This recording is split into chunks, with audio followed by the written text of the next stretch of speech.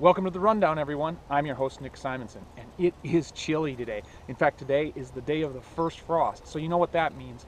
Deer are going to start moving as we get into October, as we get towards the rut in November, and you get ready, whether you're heading out to the bow stand here in this magical month of October, or you're getting fired up for the firearms season coming up in November. Runnings has the gear to get you in the game and after that big buck that's in your hunting area.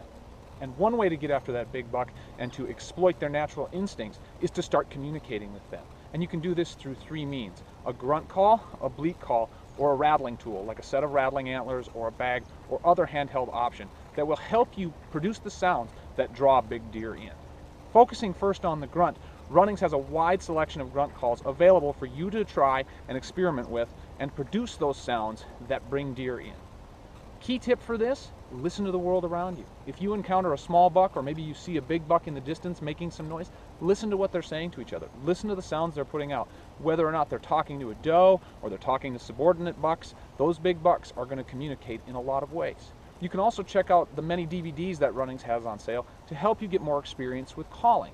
Now, when you get that experience, when you hear those things that are going on, practice it. Use that freehand. Don't just go like that. That doesn't make a realistic call. You want to cover the end with your hand. You want to make as much noise as possible that sounds realistic.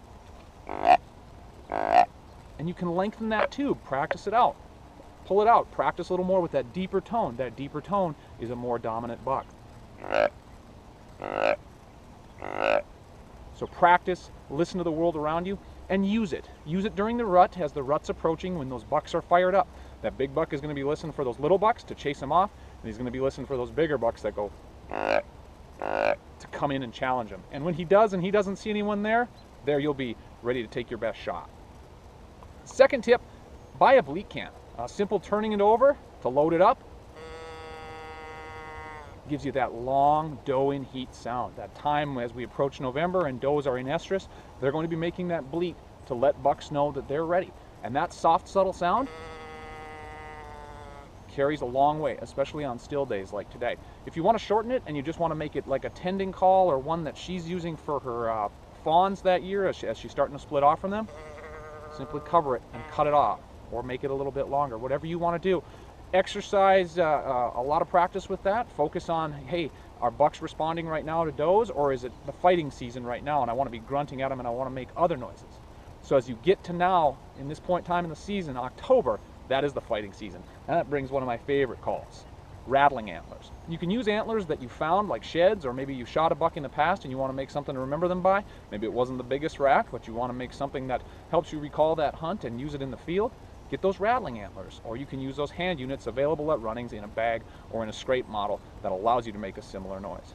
Start soft. Bucks don't come in flying and banging their heads like they're bighorn sheep.